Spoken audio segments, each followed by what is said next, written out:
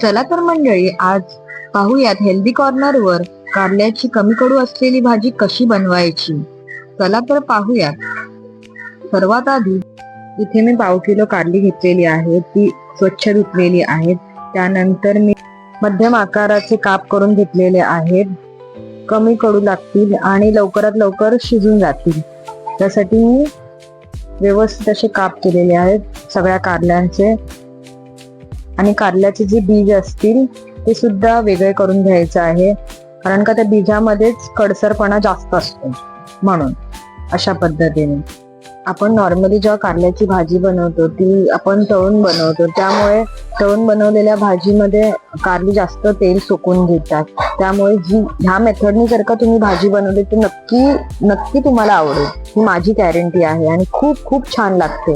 माझ्या घरी तर हेच बनले जाते भाजी जास्त करून. आता मी 2 चमचे मीठ घातलेलं आहे. त्यानंतर लिंबाचा रस घातला आहे.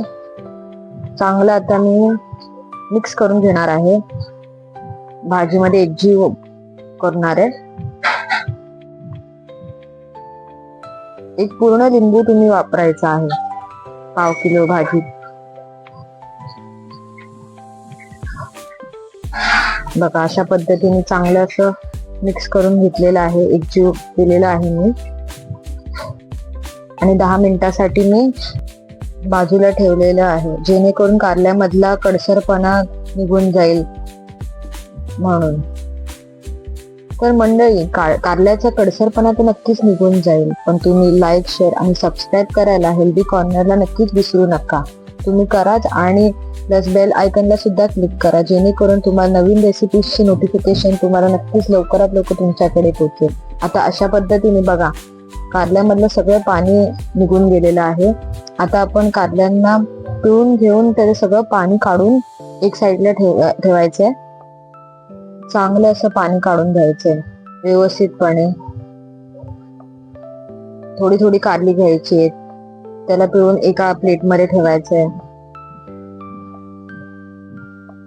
त्याच्यामध्ये कडसरपणा कम्प्लिटली असा निघून जातो असं पिळून घेतल्यानंतर.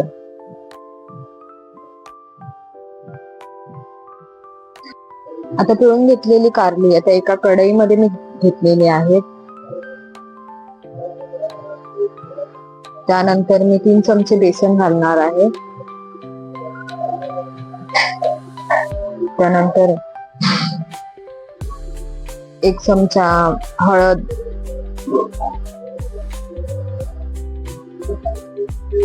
त्यानंतर मग मसाला. तुम्हाला जसा हवा तसा तुम्ही मसाला ऍड तुम्ही करू शकता. माझा तर मीडियम तिखट मसाला आहे, तर मी 1.5 चमचा घेतलेला आहे. 1 चमचा धना पावडर, 1 चमचा जिरा पावडर आणि 1 चमचा किचन किंग मसाला सगळं मी घातलेला आहे.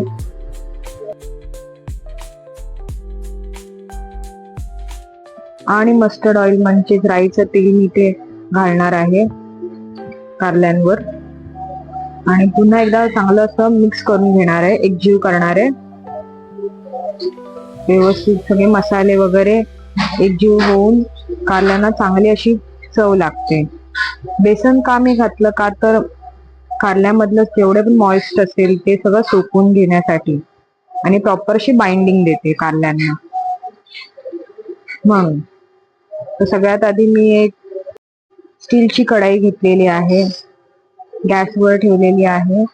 त्यानंतर 3 चमचे मी मस्टर्ड ऑइल म्हणजे राईचं तेल घातलेलं आहे. थोडं तेल तापल्यावर मी मोहरी, जिरे घालणार आहे. आता तेल थोडंफार तापत आलेलंच आहे. त्यानंतर मी 1 चमचा मोहरी घालणार आहे. मोहरी थोडीशी तडतडल्यानंतर मी जिरे घालणार आहे 1 चमचा.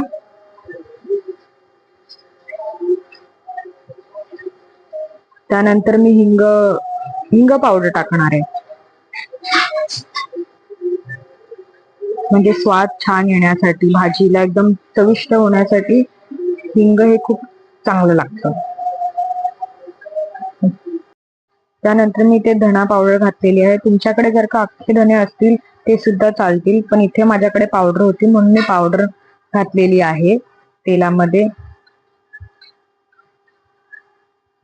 आणि त्यानंतर मी आता लसूण आणि कढीपत्ता इथे घालणार आहे चव येण्यासाठी.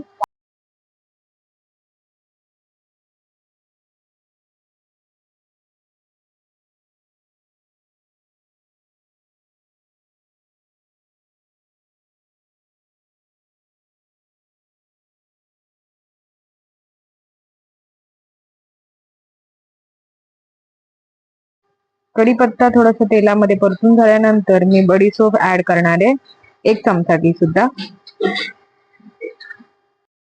आणि आता मी तेलामध्ये कारली घालणार आहे. सगळी कारली मी त्यात मस्तपैकी छानपैकी परतून घेणार आहे तेलामध्ये, लो टू मीडियम गॅसवर.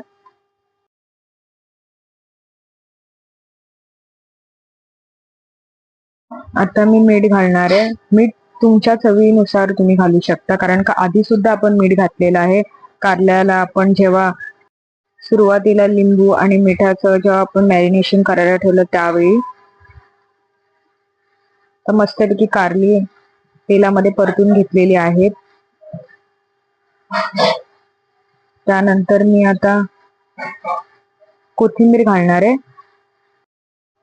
ही भाजी नुसतीच तुम्ही टिफिनला पण घेऊन जाऊ शकता, तुम्ही 2-3 दिवस स्टोर सुद्धा करू शकता एखाद्या डब्यामध्ये. ती चांगली मस्तपैकी छानपैकी अशी टिकून राहते, याची माझी अश्युरिटी आहे. तुम्ही मस्त ही रेसिपी आहे, सो तुम्ही नक्की ट्राय करा. नक्की मला कमेंट सेक्शन मध्ये सांगा की कशी झालेली. आता चाट मसाला सुद्धा ऍड करायचा आहे वरतून, थोडासा टँगी टेस्ट येण्यासाठी थोडीफार. परत एकदा चांगलं असं एकजीव करून घ्यायचंय. परतून घेतलेला आहे आता. तर थोडीशी मी अशी मध्ये जागा करून पाण्याची वाटी ठेवणार आहे इथे. पाण्याची वाटी का, कारण की पटकन शिजण्यासाठी. आणि 2 हिरव्या मिरच्या चिरून घातलेल्या आहेत आणि लीडनी मी झाकून ठेवलेलं आहे. आणि अशा पद्धतीने आपली भाजी रेडी झालेली आहे.